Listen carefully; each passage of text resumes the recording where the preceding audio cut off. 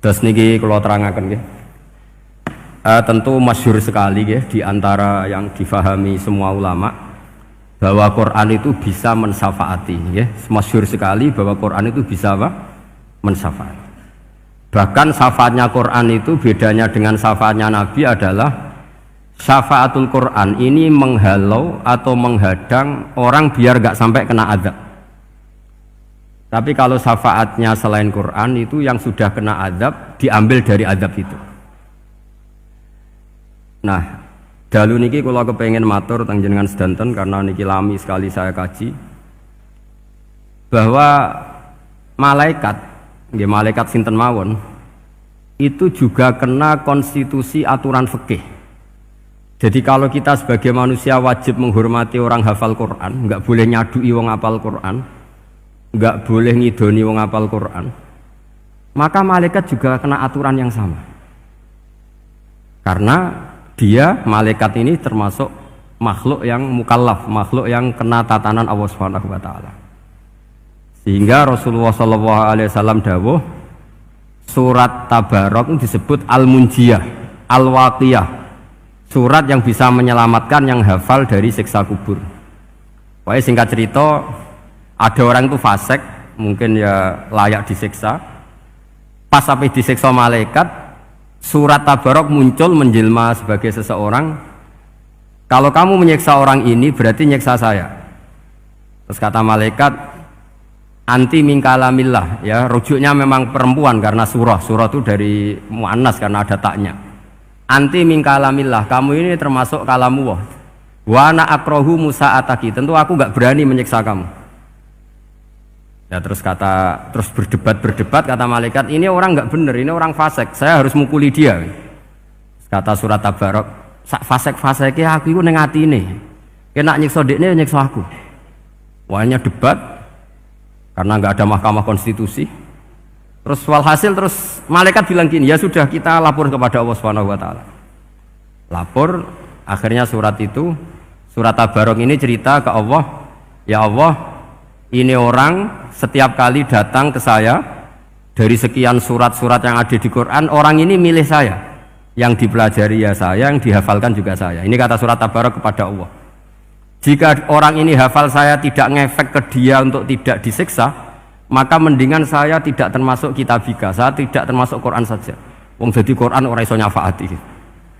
Terus kata Allah, lho kowe kok emosi kata Allah. Ya harus emosi dong Gusti. Masa wis dadi Quran kok gak iso nyafaati sing apal.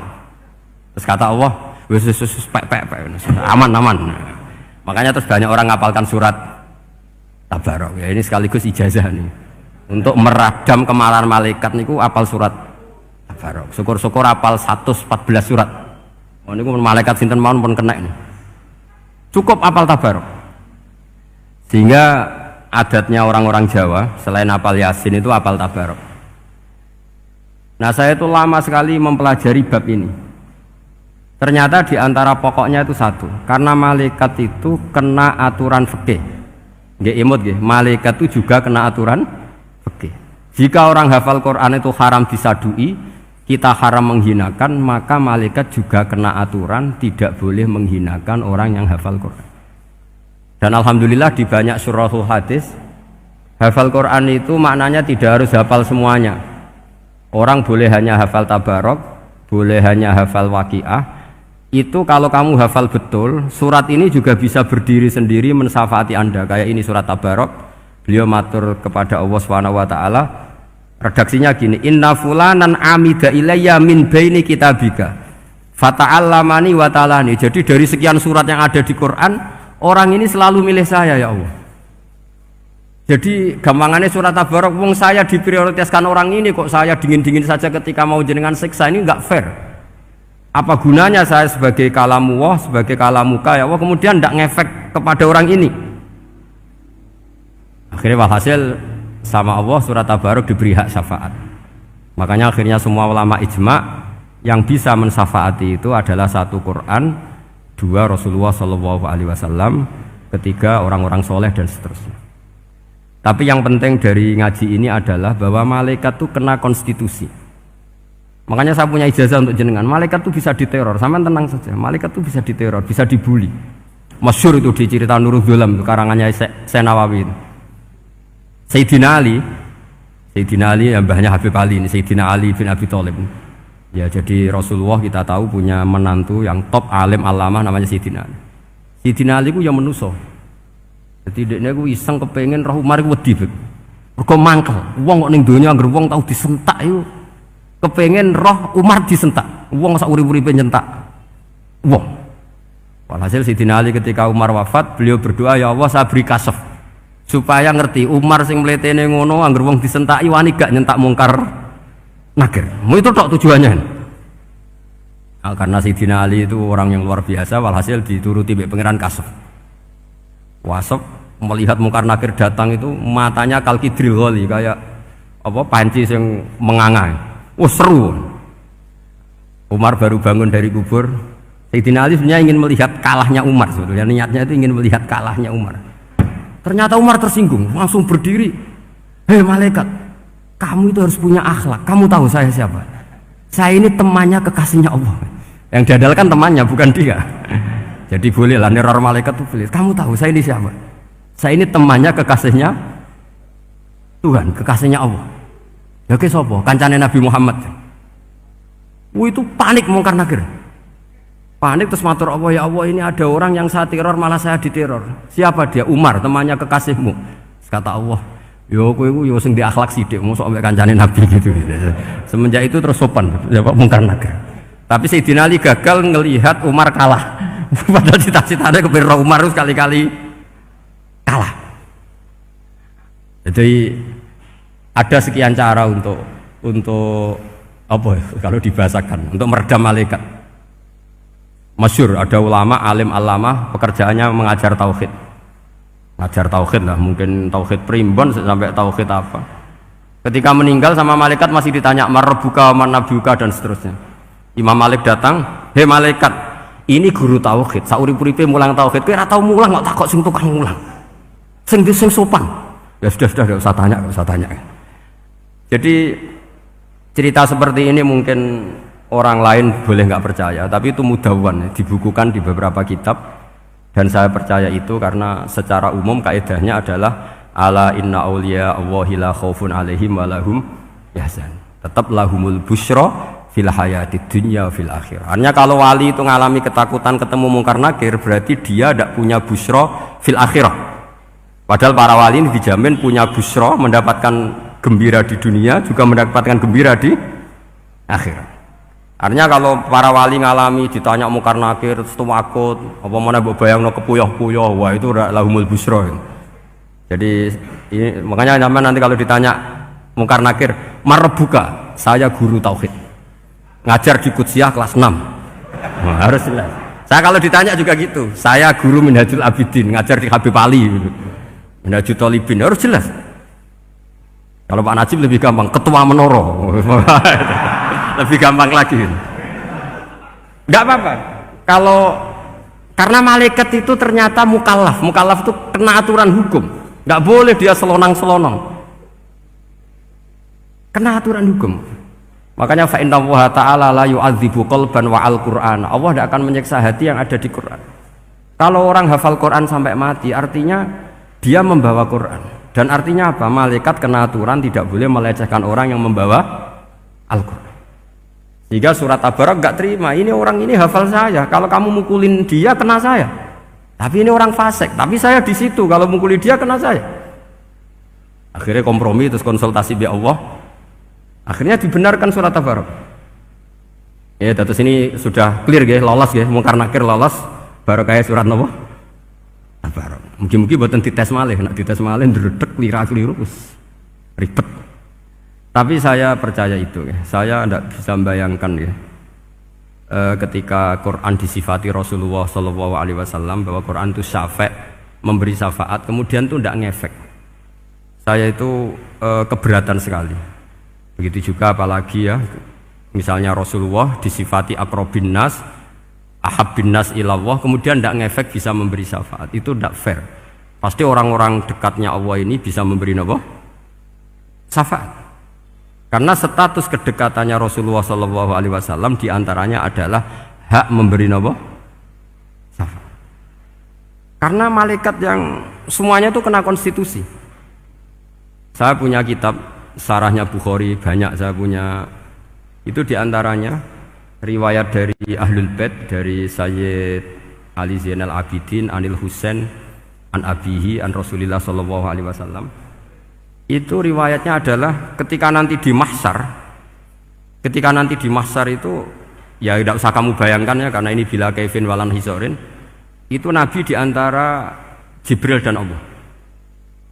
Kemudian tentu yang akan masuk surga itu orang-orang yang sudah jelas surganya, kayak para nabi, para wali, para habaib, para orang-orang pilihan, itu jelas surganya. Tapi apa yang terjadi? Allah itu, ya tentu Allah zat yang maha tahu, sudah sangat tahu. Itu Nabi usulnya itu hanya satu, Ai Rabbi. Saya masih apal teksnya, memang tak apalkan karena ini tak mau tak pakai senjata untuk ketemu para malaikat. Bukan ya Rabbi, kalimatnya Ai Rabbi. Ai Rabbi ibaduka abaduka fi atrofil ardi. Lho Gusti, yang nyembah jenengan bukan hanya orang Kudus tok, bukan orang Menara tok, bukan madrasah-madrasah elit tok, bukan sekolah-sekolah Anggulun tok. Banyak orang yang di tengah hutan juga nyembah jenengan, banyak orang yang kerja di Korea juga nyembah jenengan, banyak orang dengan segala kemiskinannya juga nyembah jenengan. Tidak hanya orang-orang mainstream ini yang nyembah jenengan. Akhirnya Allah ini terus nyari orang-orang yang gak jelas alamatnya, gak jelas statusnya, tapi di hatinya hanya masih nyembah Allah Subhanahu wa ta'ala. Ini termasuk berkah dari rahmatnya Rasulullah sallallahu alaihi wasallam. Jadi nanti yang jelas ya tentu akan dapat surga karena posisinya jelas.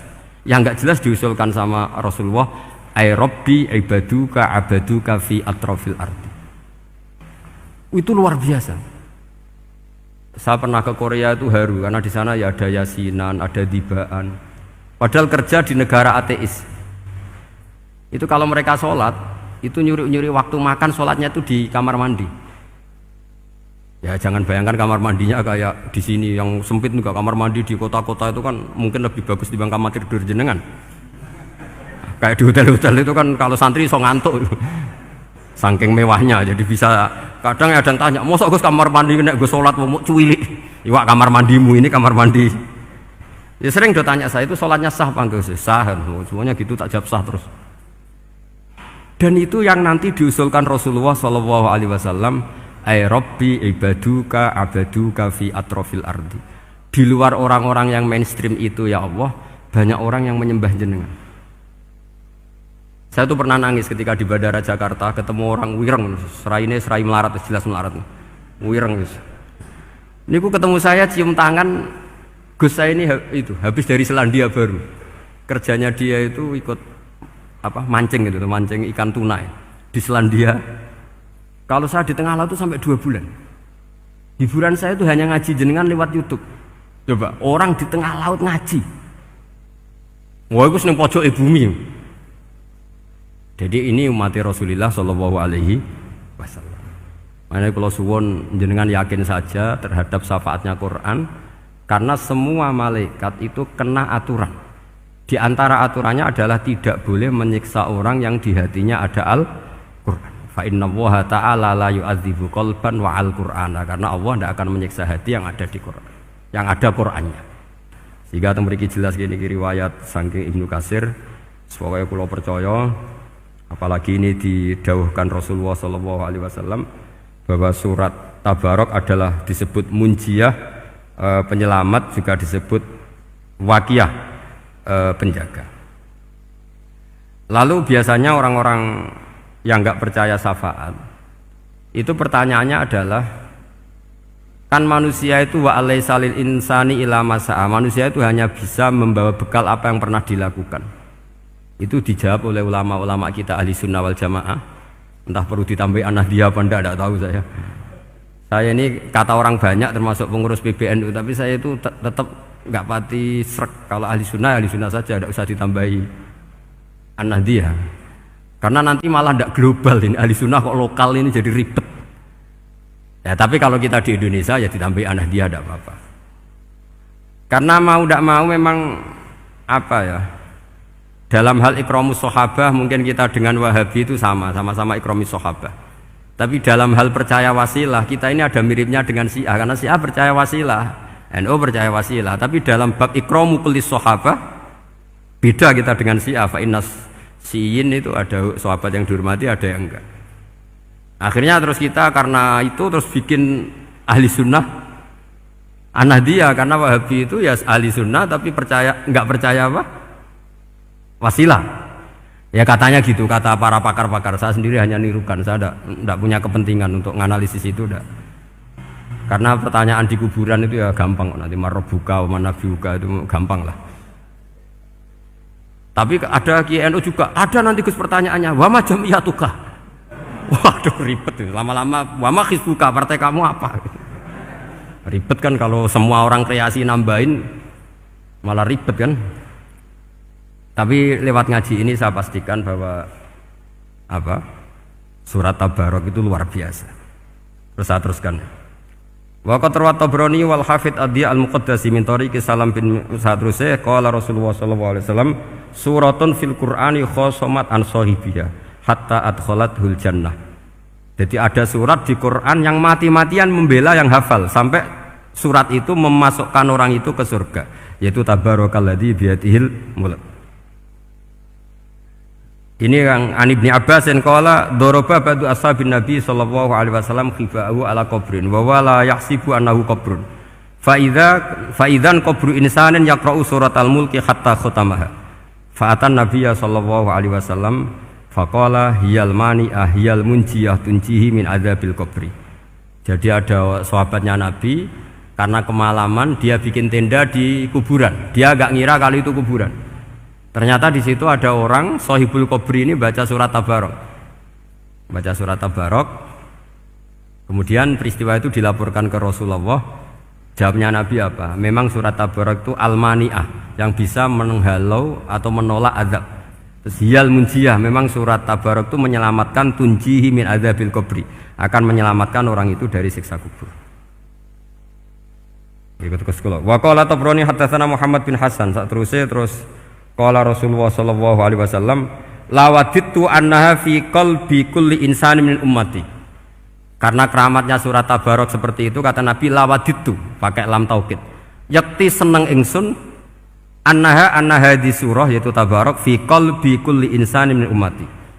Karena keramatnya surat Tabarok seperti itu, saya suka kalau semua umat saya itu hafal itu.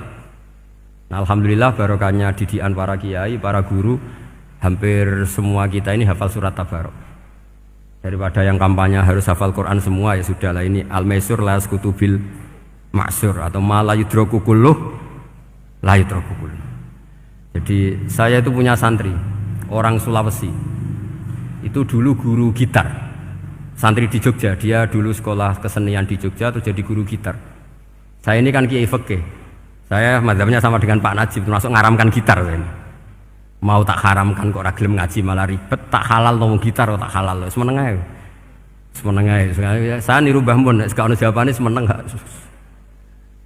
Ya takok kadang, Gus, main gitar hukumnya piye? Kurang pegawean tak jawab. Halal tak haram, Gus? Kurang pegawean jelas. Halal haram takok ribet. Tapi yang unik dari itu apa?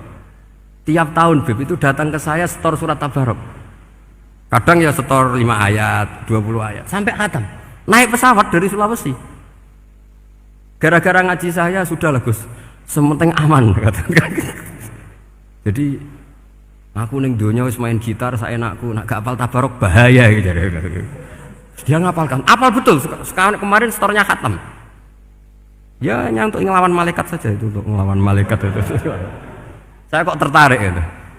Lah yang repot saya, Beb, saya kiainya ngajarkan itu tapi lupa ngajarkan haramnya yang gitu-gitu. Wah ya ribet ya, sudahlah nanti biar diurusi Allah Subhanahu wa taala. Sudah itu sudah. Karena jadi kiai itu repot. Saya pernah Beb tanggal 1 Syawal itu punya teman zaman di Sarang. Wonge wis wireng kriting soe wis wireng kriting. Jarang ke saya tanggal 1 Syawal kecuali pas itu. Ternyata datang tuh karena teman saya, semakan senior saya, mau teko mau ngijazahi saya. Gus, kowe nak dadi kiai sing hati-hati. Aja geman dalil sing ora iso nglakoni. Ono apa? Dia itu datang ke saya berarti tanggal 2 ya, tanggal 2 sore. Dia itu pas Idul Fitri itu pidato. Man shoma Ramadan wa atba'ahu sitan bin Syawal fa ka'annama shoma dahrakullah. Itu orang lugu-lugu poso. Bareng tanggal loro pas wandekne rokokan. Wong lugu-lugu, wah rugi mbah aku poso jebule jenengan ra kena dinut.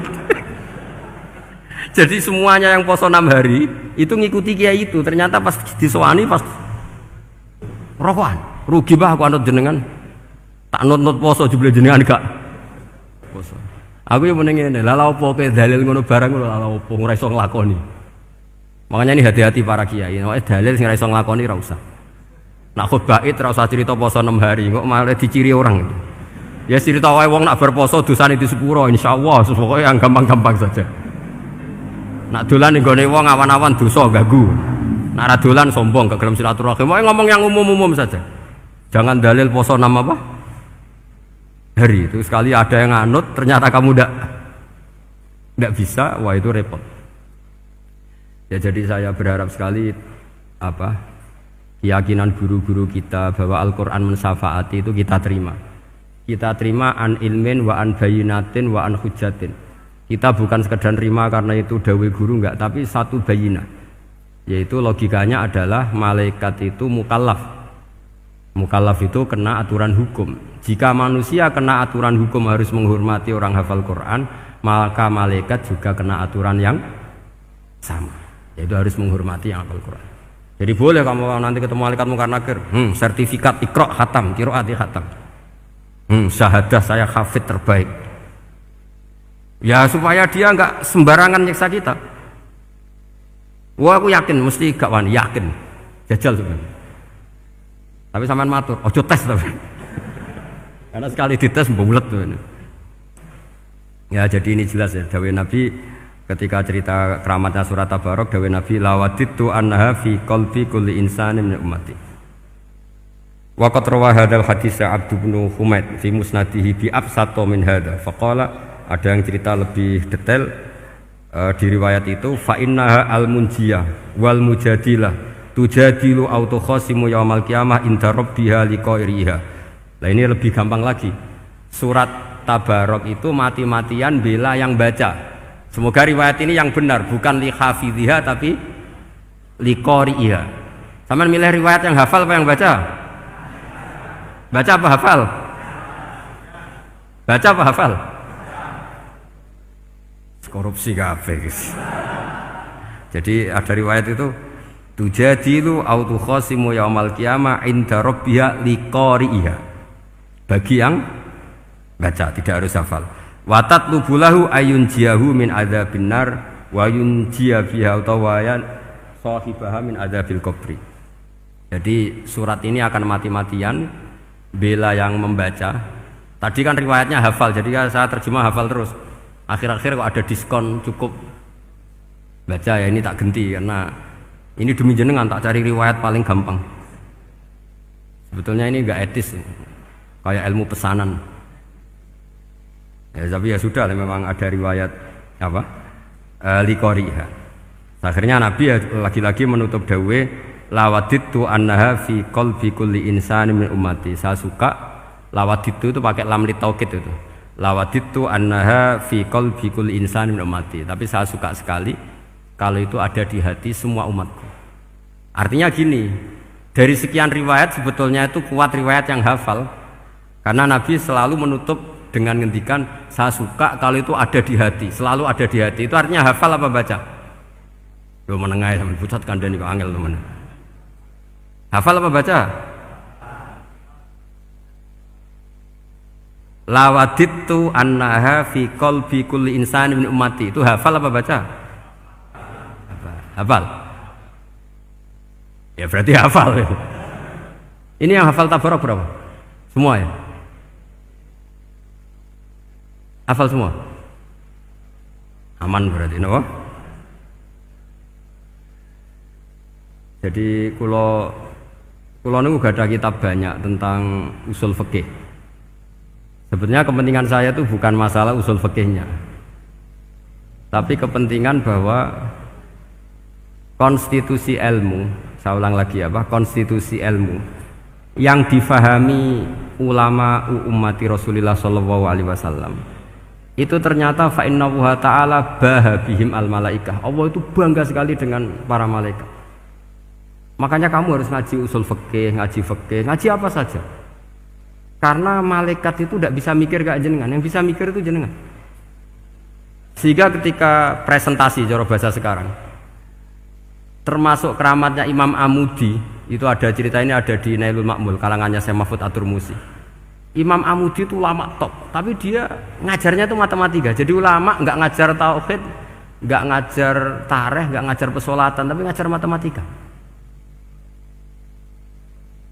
Akhirnya, tapi di hatinya ini, makanya ulama itu punya bisirri asrorihim al-fatihah itu ya di sini. Di hatinya itu menurut dia, ilmu paling efektif untuk menjelaskan logika tauhid itu ya matematika. Singkat cerita, ketika ketemu para malaikat, ngendikannya Allah, ya Amudi, kenapa kamu sering belajar matematika? Li tauhidika ya Rabbi, supaya saya mentauhidkan engkau. Ajari para malaikat. Jadi malaikat dipanggil semua sama Allah. Hei waya malaikat, hei para malaikatku, dengarkan kajian Imam Amudi. Dengarin semua. Dia nerangkan di bor hanya sedikit. Nisbatus naini wa arba'atin wa khamsin sampai terus ilal wahid, semuanya nisbatul far'i ilal asli. Wes aku gawe angka cek 1 juta cek 1 miliar, tetep awalnya iku siji. Mbok donya jumlahe cek alam galaksi cek planet wes santek, tetep asal usule siji. Kabeh iku pengembangan nisbatul far'i ilal asli. Liyane zat sing wahid iku kabeh far'un, cabang mintil kal wahdah. Malaikat manduk-manduk kabeh ya, kabeh iku kok Allah. Jadi angka sebanyak apapun itu ya nisbatul far'i ilal asli. Jadi 2 ya enggak asli, yang asli 1. 5 ya sama, 1 miliar ya sama, 1 triliun semua. Berapapun jumlahnya bilangan, semuanya adalah far'un minal wahid. Terus kata Allah, "Oh iki lho ulama aku pinter tenan nerangno tauhid." Nah, malaikat kan monoton. Pokoknya wiridan sudah gitu dok. Akhirnya padahal malaikat ini pernah nggak terima ketika ulama itu masuk surga duluan, karena kan wiridane lama malaikat. Tapi ternyata apa? Kata Allah, kowe wiridan terus wajar gak di nafsu. Manusa tak kei nafsu jek eling aku. Akal terbaiknya dipakai untuk saya, kata Allah, yaitu untuk litauhidi, untuk mentauhidkan saya. Itu Imam siapa? Amudi. Jadi dia. Terus saya punya kitab, pernah ngaji sama Mbah Mun, namanya kitab Al-Husunul Hamidiyah. Itu ada ulama, itu ahli gambar. Gambar. Kitabnya itu bergambar. Yo kadang gambar wit, kadang gambar wedhus, pokoknya kitabnya gambar. Tapi wong keramat. Delok kitab gambar tapi hawane hawa tauhid. Nah, sampean kan enggak ngarang kitab primbon. Donga mahabbah. Lah ndekne dhewe Joko tuwa kok ngijazahi mahabbah. Lucu kan. Ana kiai fakir jal ijazah jalbur rezeki yo ngijazahi padahal ndekne dhewe fakir. Lha sing repot meneh. Wong ndekne dhewe ra cerdas ngijazahi ilmu laduni. Ribet Mas. Wong ndekne dhewe ra cerdas ngijazahi ilmu napa? Ternyata di akhir kitab itu dijelaskan gini.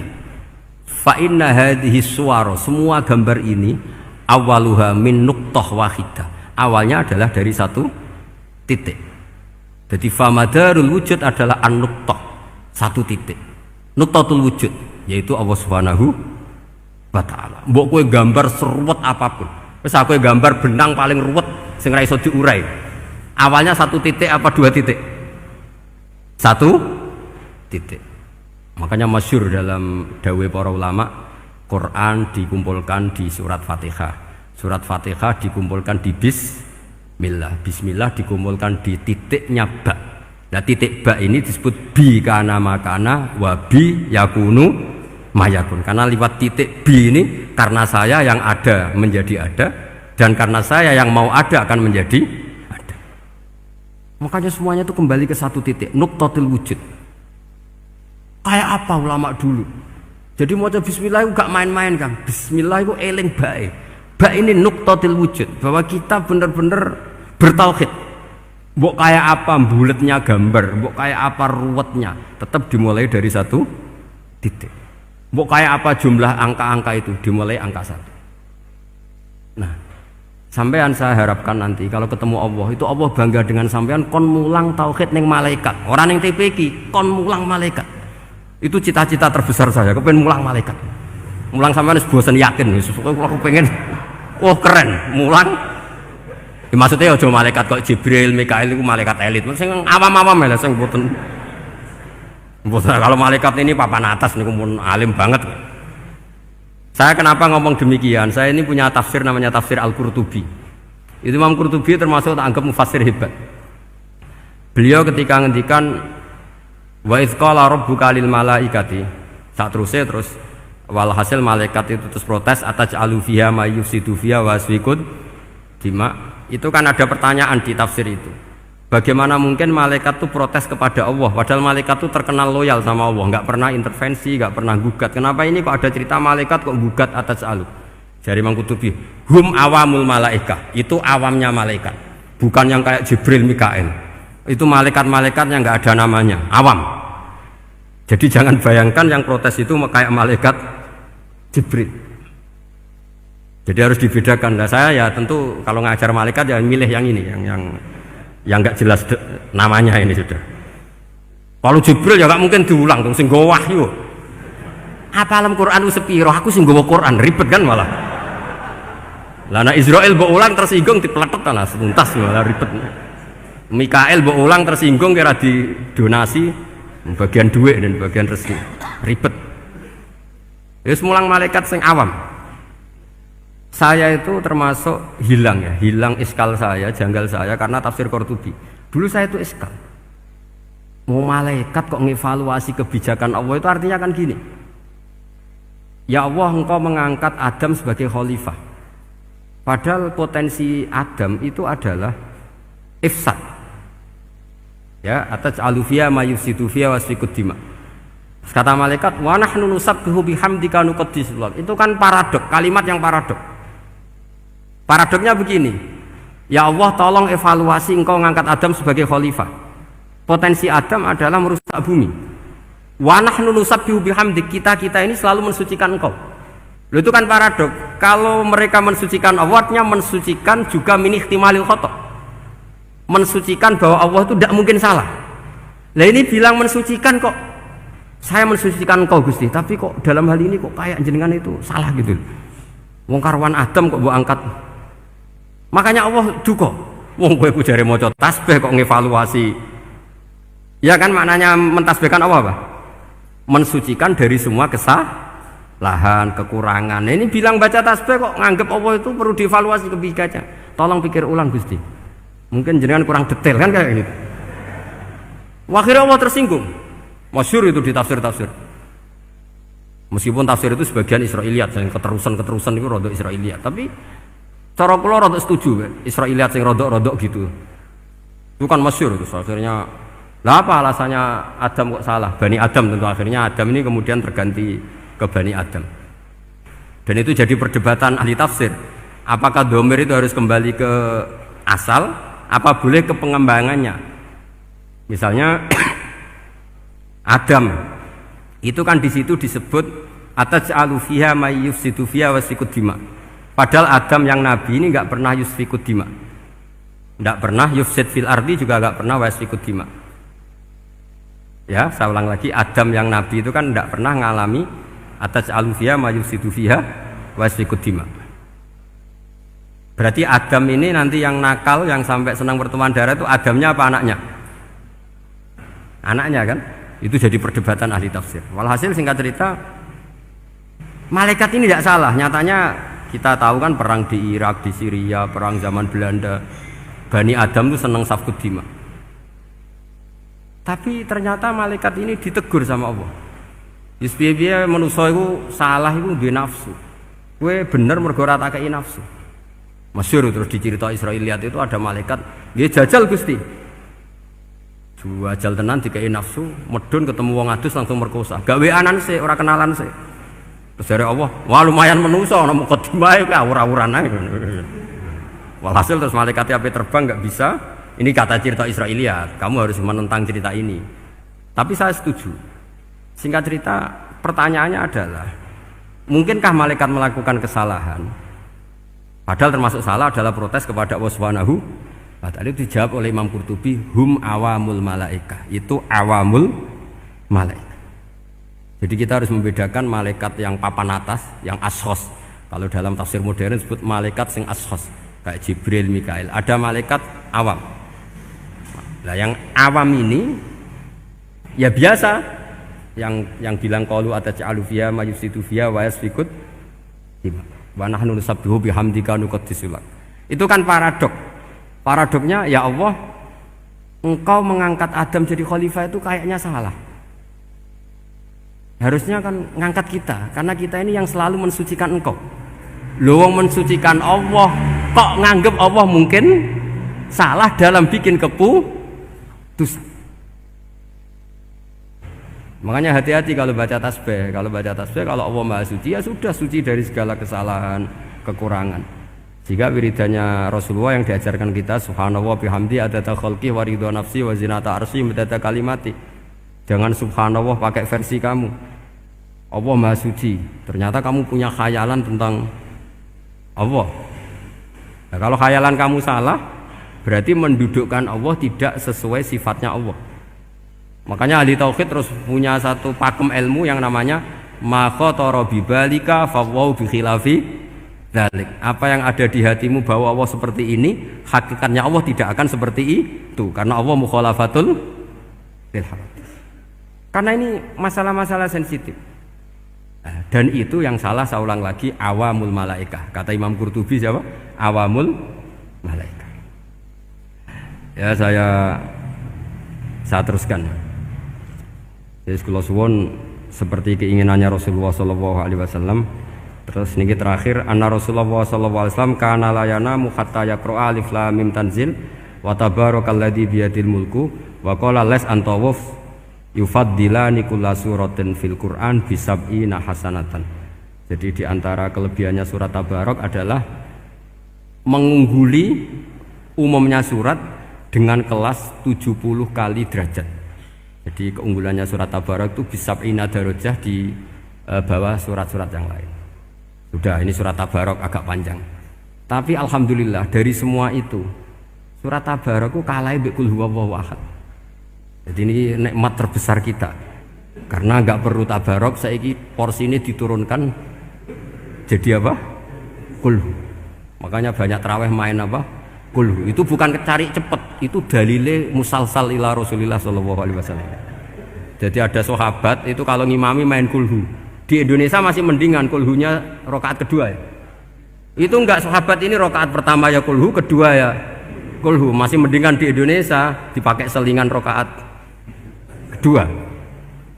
Singkat cerita, sahabat yang makmum ini lama-lama mangkel, matur, ya Rasulullah, ini orang yang kau pasrai jadi imam itu sering main kulhu.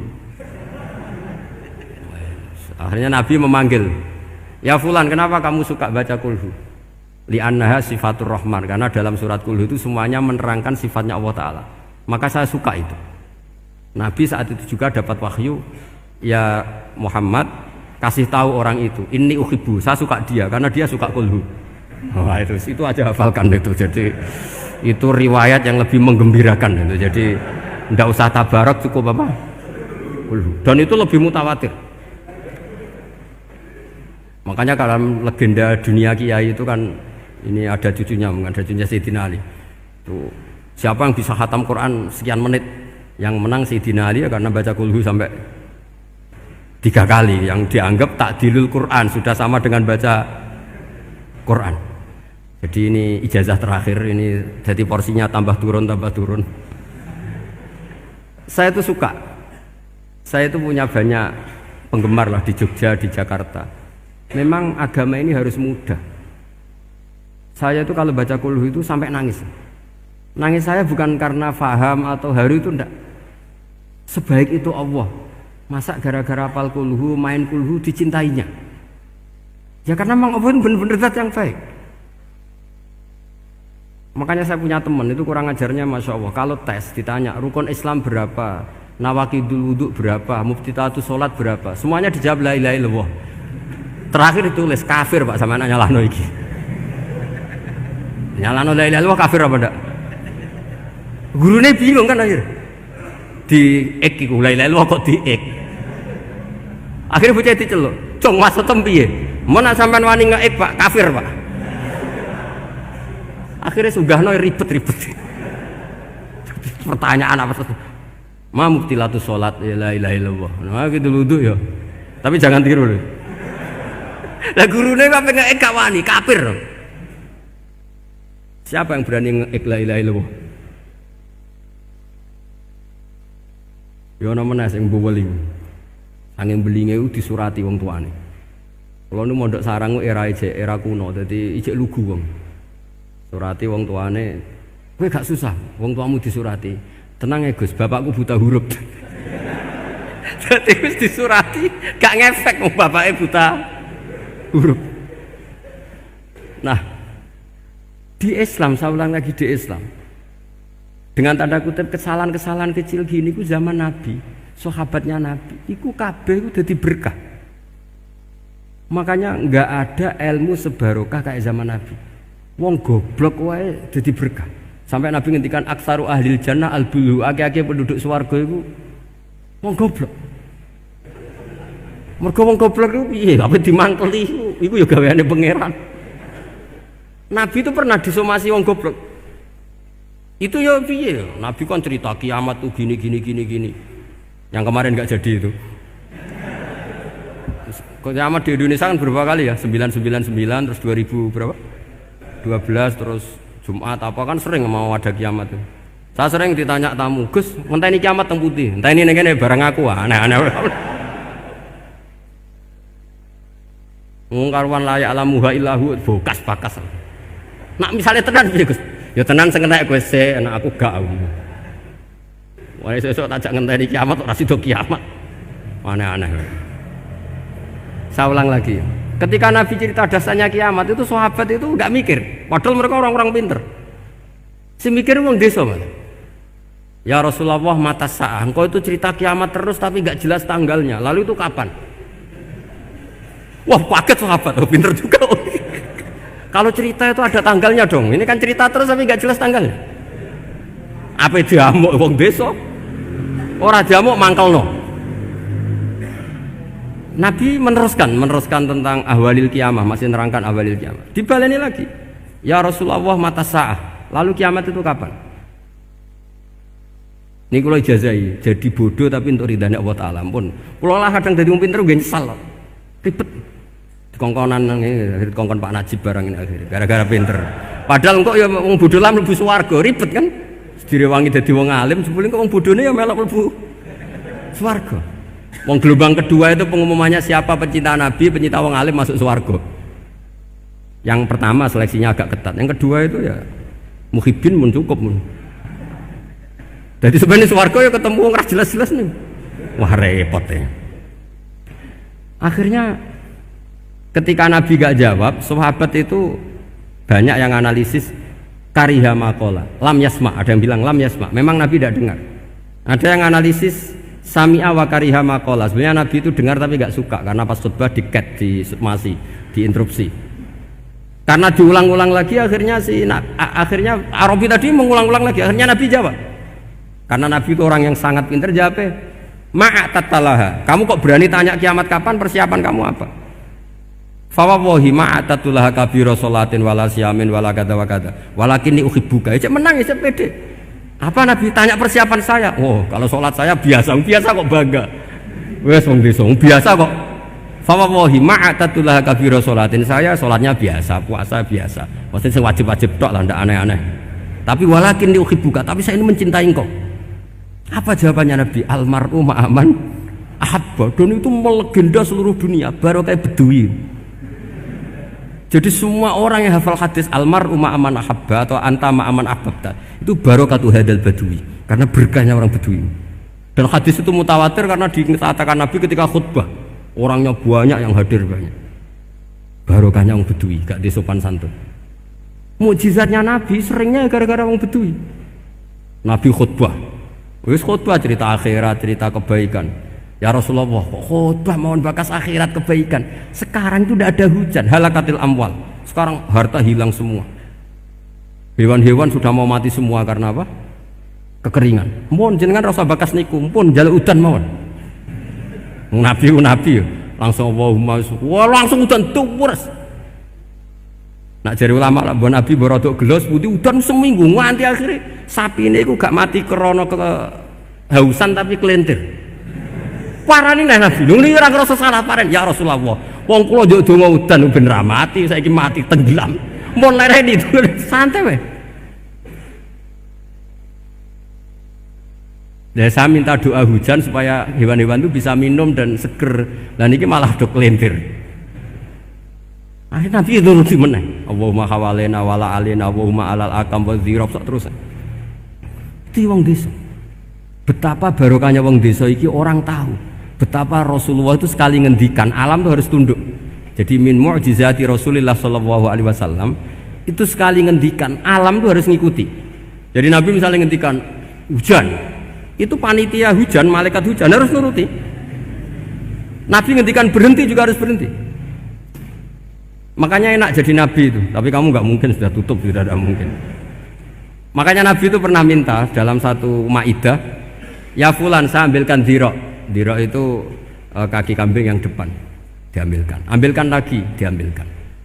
Ambilkan lagi ya Rasulullah, bukankah kambing hanya punya dirok dua, kaki depan dua. Andaikan kamu bilang iya, maka akan selalu ada dzirok selagi aku minta. Karena alam ini akan mengikuti. Jadi Nabi misalnya mau dahar gitu ya, kok Nabi ngendikan ya Jabir ini jangan kamu entas, yang entas harus saya. Ini cukup untuk makan orang banyak. Nabi sekali ngendikan cukup. Nasi ini punya konstitusi, harus cukup. Karena Nabi ngendikan cukup. Itu hebatnya Nabi. Beliau punya spesial. Alam ini harus nurut sama beliau. Makanya disebut wadhabu wal ghazala yasyadani laka birrisalah. Semuanya itu harus tunduk. Nah, akhirnya syafaat-syafaatnya Nabi itu gara-gara wong desa-desa. Saya itu pengagum wong bodoh ya, termasuk hadisul Arabi tadi. Ada orang desa tanya, ya Rasulullah nanti kalau saya mati itu yang ngisap siapa ya? Allah ya. Wah bagus lah, terus mulai. Barang mulai, abe guya-guyu. Nabi piye karpe? Dipanggil lagi. Ya Arabi, kenapa kamu tertawa-tawa terus pulang? Ya baguslah kalau yang ngisap Allah. Selama ini hubungan sama Allah saya baik-baik saja. Tapi Nabi muji faqhu hadzal Arabi, wis pinter kowe ngono.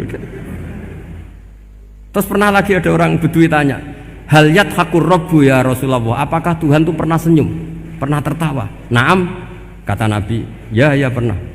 Lan na'dima min rabbin yadhaku khairan. Kalau Tuhan pernah senyum, pernah tertawa, wah orang kalau pernah tertawa itu pasti baik. Ya baguslah, enggak apa-apa. Jadi makanya ini unik ya, Islam itu agama yang unik, agama yang berkah, yang alimnya ya ketulungan, yang bodoh juga ketulungan. Karena memang agama ini untuk semua, lil alamin, untuk semua. Maka kata Imam Ghazali, Allah mengutus Nabi itu diutus ke raja-raja, fuqara, diutus ke birokrat, diutus ke apa saja, ila jami'i sunufin nas, ila jami'i asnafin nas, bahwa semua yang mengapresiasi kenabiannya Nabi itu mulai raja, pedagang, PNS, birokrat, orang miskin, orang apa saja mengapresiasi dakwahnya Rasulullah Shallallahu Alaihi Wasallam. Al-Fatihah.